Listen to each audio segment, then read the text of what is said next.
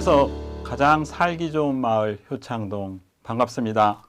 효창동 주민자치회 회장을 맡고 있는 민세현입니다. 오늘 이 시간에는 효창동에 있는 이봉창 열사 역사 울림감 개관식과 효창공원 안에 있는 칠이 선열사에 대한 얘기를 나누고자 시간을 만들었습니다. 애국하는 정신을 되새기는 뜻깊은 시간으로 효창동 공원 안에 있는 칠이 선열사 협회 이종래 회장님을 자리에 모시고 뜻깊은 시간을 갖도록 하겠습니다. 효창동에 있는 이봉창 의사 역사 울림관 그 개관을 하고 오늘 이 자리에 왔습니다. 이봉창 의사께서 자라신 곳이 바로 효창동입니다. 여기에 사셨던 그 집이 1932년도 10월 12일 날인가 동아일보 사진에 보니까 초라한 초가집이에요. 아주 초라한 초가집이야. 지금 지어도 돈 몇 푼 안 들어도 질 것 같아. 그런데 우리는 아직까지도 그 집을 복원을 못 해놓고 있었습니다. 거기에 아파트를 지으면서 다시 이봉창 의사 사시던 집을 하나 짓자 그런 얘기가 나왔었는데 워낙 터가 좁다 보니까 그 집을 복원을 못하고 거기에 근린 공원을 만들어야 되는데 거기에 형길 변경을 해갖고 용산 구청에서 거기다가 이봉창 역사 울림관 그걸 지어서 오늘 개관식을 마치고 이 자리에 왔습니다.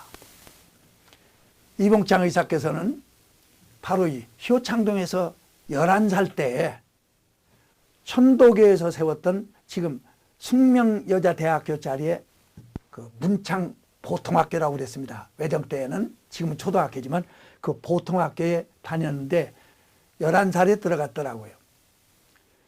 그때는 학년제가 11살이었나 봅니다. 윤봉길 의사도 1학년 들어간 걸 보니까 11살에 들어갔더라고요. 11살에 들어갔는데 졸업이 4학년이면 졸업을 해요. 그래서 4학년 졸업과 동시에 가령 형편이 어려웠었나 봐요. 원효로에 있는 일본인이 경영하는 화전위생당이라고는 제과점에 점원으로 들어갑니다. 거기서 한 2년간 근무를 하다가 청파동, 오늘의 청파동을 그 당시에는 천엽정이라고 그랬는데 청파동에 있는 촌전약국이라고 하는 곳에서 또 점원 노릇을 하면서 일본어를 습득을 합니다. 그래서 능숙하게 일본어를 잘했던 모양이에요. 그러고 나서 1919년 3.1 운동이 일어나던 해에 용산 철도청에 시보생으로 입사를 하게 됩니다. 그래가지고 열심히 일하고 머리가 있고 재주가 있고 그러다 보니까 일본 사람들 눈에 들었던 모양이에요. 처음에 기술을 하다가 나중엔 더 이제 중임인 기차 선로를 바꿔주는 그런 역할까지 해요. 그런데 보니까 나보다 나중에 들어온 일본 사람이 봉급도 훨씬 더 많이 주고 그 사람만 자꾸 진급을 올려주고 나는 안 올려줘. 그러다 보니까 1924년 12월 달에 이봉창 의사가 사표를 냅니다. 사표를 내고 일본 오사카로 건너가요. 일본으로 가서 막노동을 합니다. 막노동을 하고 있는데 1928년도에 일본 천황 유인 히로히토 즉위식이 있다고 그러니까 그걸 구경차 일본 동경으로 올라갑니다. 동경으로 가서 불진검문에 호주머니에서 한글 편지가 나와요. 그러니까 일본 그 순사가 왔다. 넌 마 조선 사람이지, 조선인이지, 일본 말로는 조선직이지. 그래서 일본 천황 즉위식 구경은커녕 9일 동안 감옥 생활하고 나와요. 그러고 나서 1930년 1월 5일 날 중국 상해로 건너갑니다. 상해로 가서는 여기에 나라를 도로 찾기 위해서 독립운동을 하는 애국지사들이 계시다는데 그거 한번 인사를 드려야 되겠다. 한번 찾아봐야 되겠다. 그런데 어떻게 빈손으로 갈 수가 있겠나. 그래서 술을 사들고 안주를 사들고 그래서 임시정부를 찾아갔더랍니다. 그때 그 술과 안주를 누가 먹었는지는 모르지만은 그 당시 그 어려운 형편에 술 사들고 안주까지 그렇게 사들고 올 사람이 그리 많이 있었겠습니까? 좀 특이하잖아요. 그러다 보니까 당신 뭐는 사람인가 하고 궁금증이 나서 물어봤던 모양이에요. 그 이봉창 의사가 나 막노동 하는 사람이요. 그러니 임시정부에 있는 사람들이 아무리 얼굴을 봐도 막노동 하는 얼굴이 아니야. 그래서 옷을 입은 걸 봐도 양복을 입었어. 중국 사람들은 옷을 옆으로 여미고 우리 한국 사람들은 바지 저고리, 두루마기. 근데 일본 놈들이 입는 양복을 입은 데다가 일본 사람들이 신는 나무로 다 만든 신발을 게다라고 그랬어요. 그걸 신었는데 일본어가 너무 유창해. 그러니까 이게 틀림없이 일본 스파이다. 밀정이다. 그래서 이봉창 의사를 누구한테 소개하는 거니? 김구 선생한테 소개를 합니다. 김구 선생께 왜 소개를 하는 거니? 김구 선생은 남이 그 관상을 뚫어지게 볼 줄 알아요. 어떻게 해서 관상을 이렇게 잘 보는 거니? 1892년 17살 되던 때인데 아버지 김순영 공께서 장에 갔다 오시면서 책 한 권을 사오셨어요. 그 책 이름이 마의 상서라고 하는 책인데 그 책을 주면서 얘야 평생 동안 지게 짊어지고 뼈 빠지게 일하지 않고 편히 먹고 사는 길은 이 길밖에 없더라. 그러니 너는 이 책 가지고 공부해서 편히 먹고 살아라. 그 책은 바로 관상 보고 사주 보고 집터 잡고 묘자리 보고 그런 책자예요. 손금도 보고. 그런데 그 책을 가지고 김구 선생이 실제 열심히 공부를 하고 연구를 했다고 합니다. 그러면서 맨 마지막에 거울을 놓고 김구 선생께서 당신의 관상을 봤다고 그래요. 자기 관상을 보고서 그런 글귀를 쓰죠. 칠척장신 불여 일척면 사람의 일곱 자 키 중에는 한자의 얼굴이 잘생겨야 하는 것이요.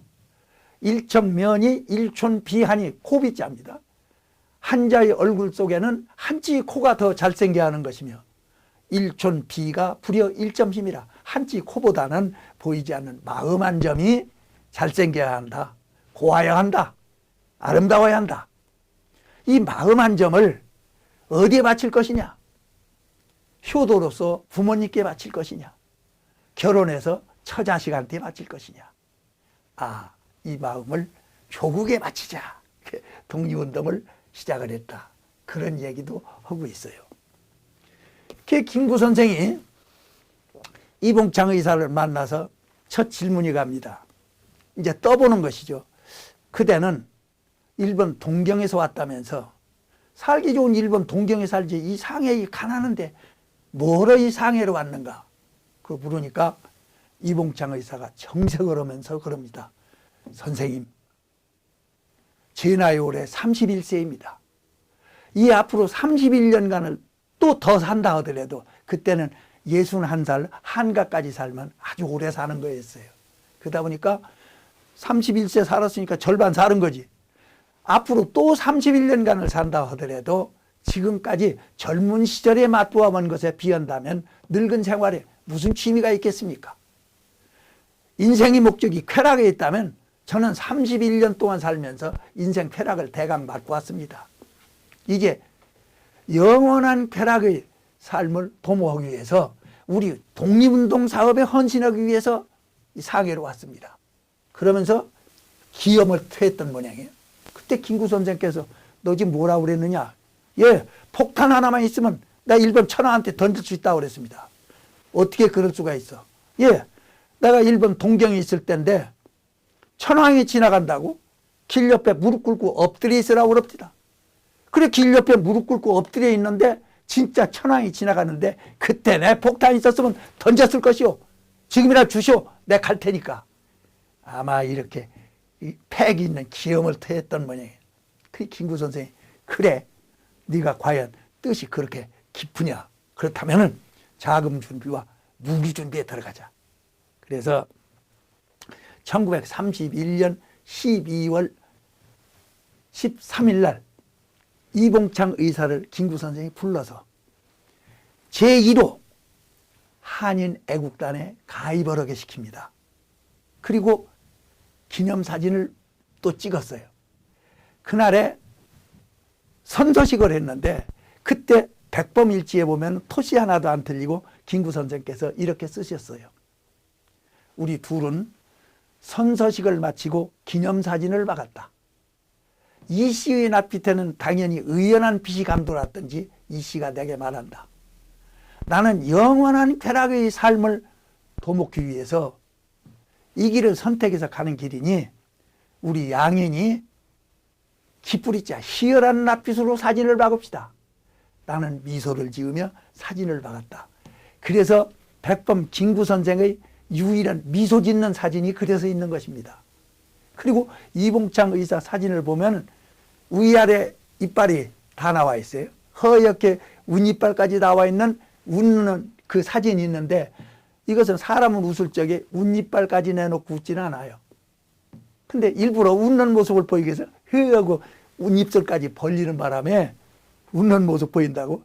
그래서 이봉창 의사의 위아래 니까지 허옇게 나와 있는 그런 사진이 남아 있는 것입니다. 그러고 나서 3일 뒤에 1931년 12월 17일 날 김구 선생께서 이봉창 의사를 또 부릅니다.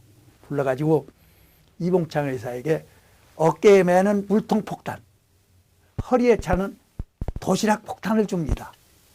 그걸 가지고 일본으로 가야 하니 다른 거에 들으면 불진 거면 이게 조상할 거고 가방 같은 데 넣으면 뒤질 테니까 어깨에 매는 물통 폭탄 여기다 넣으면 그것도 물통인 줄 알지 누가 보겠습니까? 그 당시에 도시락들은요 주로 뒤에 허리에다 차고 다녔어. 왜 그러는 거니? 이 두 손에 그걸 들고 다니려니 손 들고 마음대로 일할 수 있어야죠. 그래서 대개 도시락은 허리에다 차고 다녔어요. 뒤 궁둥이 쪽에. 그러고 가니 일본 사람이 봐도 물통 미고 도시락 가지고 가는 거죠.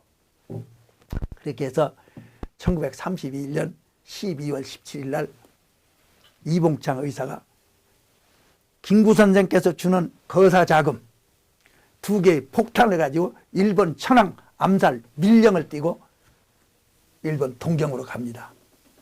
일본 동경으로 가서 19일째 되는 날, 그러니까 12월 17일 날 갔으니까 12월은 31일까지 있으니까 14일만 지나면 31일까지 지나고 새해가 이제 바뀌어. 그래서 1932년 해가 바뀌어서 32년 1월 4일 날 이봉창 의사가 상해 김구 선생한테 전보를 칩니다. 전보의 내용인 그때 김구 선생의 목에는 이미 600냥이라는 현상금이 붙어 있어요. 여러분 쌀1가마에 그때 엽전 한 냥했으니 쌀 600가마라는 얘기야. 이봉창 의사하고 김구 선생 사이에는 김구 선생 이름을 백정선이라는 이름으로 쓰기로 했어요. 그래서 백정선 앞으로 전보를 칩니다. 전보의 내용은 상품은 1월 8일 날 틀림없이 팔릴 테니 안심하라. 이렇게 전보를 칩니다. 그것을 가지고 김구 선생은 임시정부 국무회의를 소집을 합니다. 내가 이봉창이라는 인물에게 어깨 매는 물통 폭탄과 도시락 폭탄과 거사자금을 줘서 일본 천황 암살 밀령을 띄워서 일본 동경으로 보냈습니다. 그런데 오늘 전보가 왔는데 상품은 1월 8일 날 틀림없이 팔릴 터이니 안심하라. 이게 1월 8일 날 폭탄을 던지겠다는 의미입니다. 그러니 실제 거사를 할런지 괜히 돈만 내버린 건지 또 거사를 해도 성공을 할런지 실패할런지 알 수 없지만 한번 믿어봅시다. 그런데 한 분 연락이 안 됐어.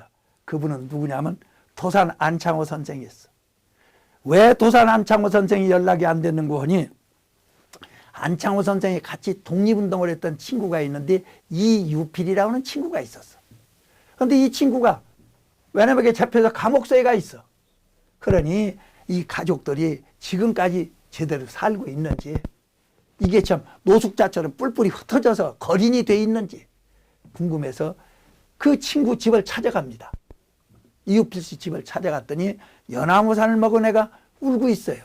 너 누군디 울고 있느냐 그랬더니 감옥의 이웃필씨가 우리 아버지인데 오늘이 마침 내 생일날인데 생일인데도 오늘 아직까지 아침도 못 먹었습니다 그래요.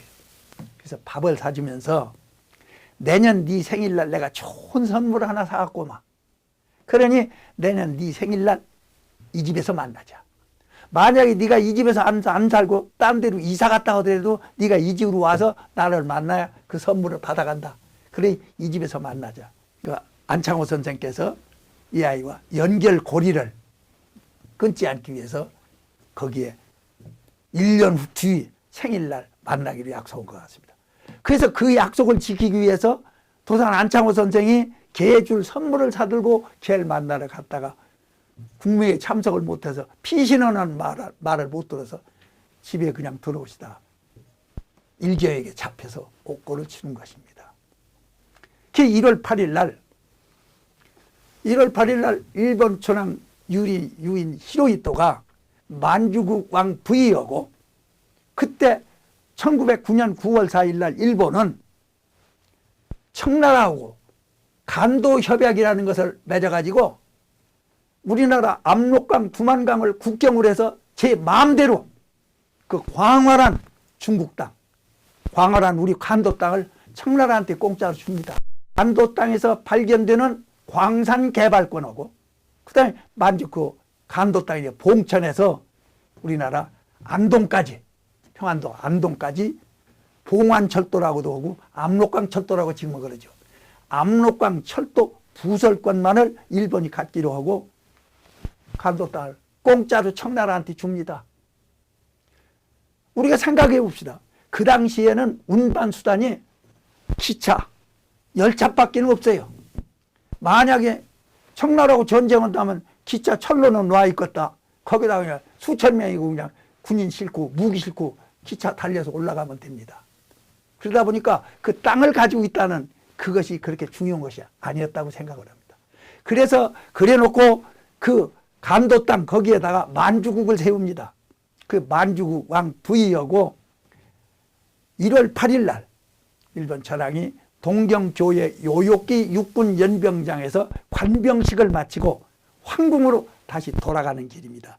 11시 11분경 일본 경시청 현관문 앞에서 그때 일본 천황이 탄 마차가 달려오니까 그때 천지를 진동하는 폭음과 함께 폭탄은 터졌는데 천황은 살아서 천황을 호송에 가던 국내부 대신 마차만 반파됐다. 그렇게 기록이 돼 있어요. 폭탄이 성능이 약했던 것입니다. 이것은 중국에서 김구 선생이 산 폭탄이었어. 우리가 직접 만든 것이 아니라.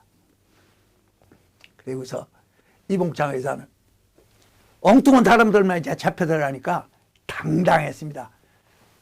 이놈들아, 내가 던졌다! 당당히 그러고 잡혀 들어갑니다.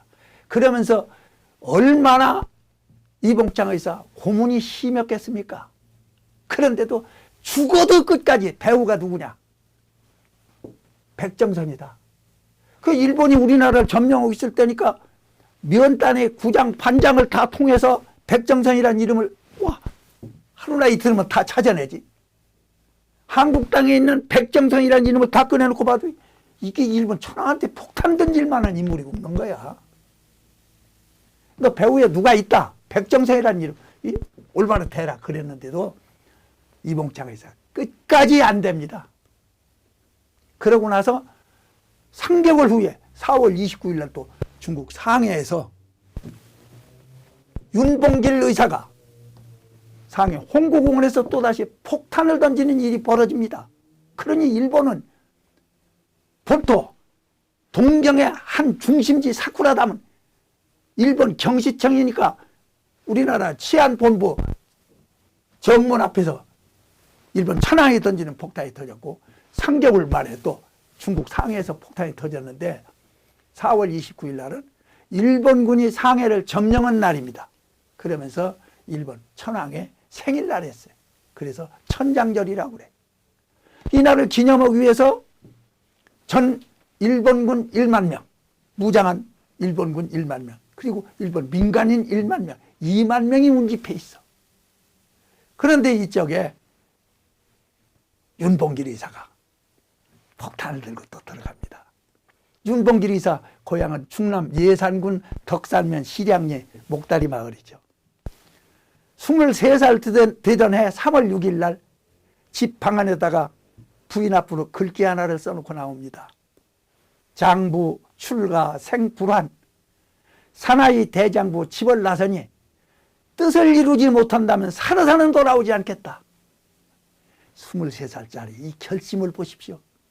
그렇게 써놓고 집을 나와서 예산역으로 이제 기차를 타러 서울역으로 가기 위해서 나오다가 동네 마을 입구에서 어머니를 만납니다.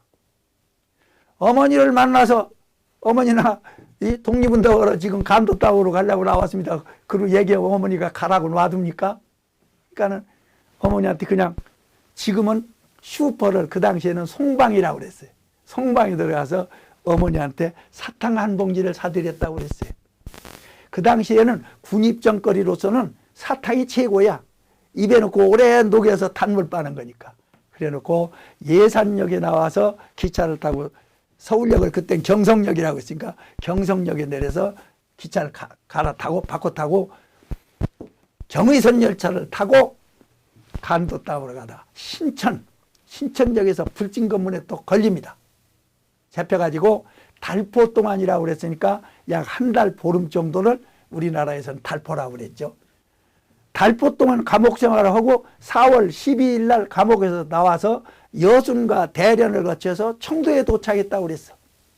그리고 5월 8일 날 백범 김구 선생을 만나서 선생님 나를 큰 일에 써주십시오. 24살짜리가 나를 큰 일에 써주십시오.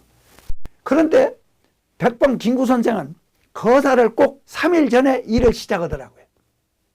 이봉창 의사도 일본 동경으로 떠나보내기 전에 3일 전에 만나서 선서식을 하고 서명을 하고 그랬는데 윤봉길 의사도 4월 29일 의건 날인데 26일 날 윤봉길을 불러가지고 서명을 하고 제2호, 제1호는 이봉창입니다. 한인애국단. 제2호 한인애국단에 가입하고 서명을 하고 선서식을 마칩니다. 그러고 나서 자고 나서 그 이튿날 아침 거사 당일날이죠. 내 추측에는 아침 한 6시 반이나 7시쯤 될 것 같아. 24살 된 윤봉길 의사하고 56세 된 백범 김구 선생하고 밥상을 마주하고 앉습니다. 이제 24된 아비 구말리 같은 자식 같은 청년 윤봉길 의사를 죽음의 장소 홍구공원으로 보내야 하는 김구 선생 밥숟갈이 떠지겠습니까? 밥 먹는 모습을 살펴보니 마치 농사꾼이 태연하게 먼 농토로 일하러 나가기 위해서 이른 새벽에 입맛 당기는 대로 밥숟갈 푸듯이 죽으러 가는 사람이 저렇게 태평할 수가 없어. 과연 일 해낼 배짱 있는 젊은이로구나. 김구 선생 안도의 미소를 짓습니다. 밥을 먹고 나더니 윤봉길 의사 호주머니에서 회중시계 손목에 차는 것이 아니라 호주머니에 넣고 다니는 시계를 꺼내더니 선생님 제 시계하고 바꾸시죠. 김구 선생이 말없이 시계를 바꿔주었어. 그랬더니 이번에는 호주머니에서 돈을 또 꺼내. 저는 이제 돈을 쓸 데가 없습니다. 홍구공원까지가 차비만 있으면 됩니다. 이 각오 보십시오. 철저하게 죽을 준비. 그래놓고 마지막 버스 정거장으로 나가 헤어집니다. 그 장면이 오래전에 그 샘터라는 잡지 뒷면에 나온 적이 있어요. 그때 윤봉길 의사가 선생님 안녕히 계십시오. 그때 김구 선생이 손을 흔들면서 훗날 지하에서 만나세. 그렇게 약속하셨는데 실제 지하에서 만났어? 왜? 윤봉길 의사 일본 땅에 죽어서 일본 땅에 묻혔었는데 해방 후에 시신들 애국지사들 시신들 찾아와라 그래서 모셔다가 김구 선생이 효창공원에 그때 터를 잡은 겁니다. 터를 잡아서 그 자리에 모셔놓고 김구 선생 또 돌아가셔서 그 옆에 김구 선생 묘소가 있으니 효창공원 안에 한 장소에 묘소 같이 있으니 약속을 지킨 거지. 훗날 지하에서 같이 만나게 된 거죠. 그런데 김구 선생이 1945년 11월 23일 날 미군이 내주는 특별 수송기편으로 우리 임시정부 요인들 제1진이 김구 주석을 비롯해서 김주식 부주석, 나중에 부통령을 지냈던 이시영 선생 등 이렇게 제1진이 11월 23일 날 미군이 내주는 특별 수송기편을 타고서 국내로 돌아오셔서 김포공항에 내리십니다. 트랩에서 내리자마자 아스팔트에 엎드려서 키스를 하십니다. 얼마나 목매에도 그리던 조국 땅입니까? 노래에도 나오잖아요. 소매에 떨어지는 눈도 고향눈, 뺨에 떨어지는 눈도 고향눈. 조국 땅에는 풀 한 폭이 벌레 한 마리, 나무 한 그루까지. 얼마나 그리웠던 것들입니까? 그 다음날 24일 날 아침 8시 라디오 방송을 통해서 백범 김구 선생께서 이렇게 연설하십니다.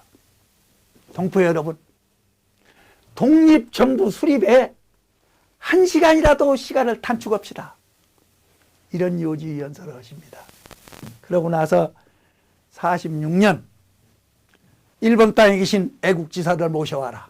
그래가지고 그 당시 이강훈 선생 초대 광복회장을 했고 그 다음에 의열단 단장을 했던 박렬 선생이시죠. 이 두 분이 다 그 당시엔 청년 시절에 했으니까 일본에 가서 한국 청년들 50여 명을 모아가지고 이봉창 의사의 시신을 찾고 백정기 의사의 시신을 찾고 윤봉길 의사의 시신을 찾는데 해체해야 할 판이야. 그게 지쳐가지고서 이러고 있는데 한 80이 넘은 노인 할머니가 그러더래. 당신네들 지금 뭐 하는 겁니까? 그러더래. 그래서 윤봉길 의사 시신을 찾고 있습니다. 그랬더니 그 앞에 한번 봐보시오. 거기에서 윤봉길 의사 시신이 나온 겁니다. 관 속에 들어있는 사진을 보니까 열집자로 팔을 벌려서 무릎 꿇려서 땅에 묶어놓고 빵 한 방 쏴서 죽인 팔을 이렇게 나무를 틀어가지고서 관 속에 있는 사진을 봤습니다. 그래가지고 이봉창 의사, 윤봉길 의사, 백정기 의사 세 분 시신을 찾아가고 6월 15일 날 부산에 도착을 해서 부산 동네 초등학교에 빈소를 마련해서 손님들을 맞았고 23일 날 대신동에 있는 공설운동장에서 추모식을 마치고 그때는 정부가 없는 때니까 특별열차편으로 서울로 유해를 모셔왔는데 지금 조계사, 그 당시에는 태고사라고 그랬어요. 조계사 절의 지하에다 모셔놓고 국민장 준비위원회가 구성이 되어갖고 7월 6일 날 서울 을지로 육가에 있는 공설운동장, 서울운동장이죠. 거기서 추모제를 지내고 그때 대형 태극기가 처음 만들어졌대요. 큰 대형 태극기 길 내구탱이에 숙명여고 학생들 4명이 내구탱이에서 태극기를 들고 효창공원으로 모셔다가 거기다가 이제 묘를 썼는데 그때 백범 김구 선생께서 자, 이 장소는 안중근 의사에 모셔야 할 자리다. 안중근 의사가 지금 시신이 없어서 우리가 묘는 못 쓰나 빈 묘라도 써놨다가 안중근 의사 시신 차에다 여기 모셔야 한다. 두 번째 이봉창 의사, 세 번째 백정기 의사, 이렇게 안중근 의사 빈 헌묘까지 해서 대분 묘를 썼습니다. 우리가 효창공원에 가서 중앙에 정문 마저 보이는 참병장짜리죠. 그런 다음에 1948년도에 중국 중경에 계신 이동영 선생, 선생은 1919년 3일 만세운동이 일어나자 4월 달에 중국 상해 애국지사들이 모였습니다. 그래가지고 의정원을 구성을 합니다. 거기에 초대 의정원 의장이 된 게 이동영 선생입니다. 이동영 선생은 천안분이신데 그때 벌써 과거에 급제했었다고 그래요. 그리고 독립협회에 간사를 했고 YMCA에 또 총무도 하셨다고 그럽니다. 그러다 보니 그 당시에 상당히 깨친 인물이었죠. 이분이 의장이 돼가지고 자, 나라 이름을 정합시다. 나라 이름을 뭘로 할 것이냐. 이제부터는 왕이 나라를 다스리는 왕국이 아니다. 백성의 주인인 민국을 만들어야 한다. 그래서 나라 이름을 4월 10일 날 대한민국으로 결정을 합니다.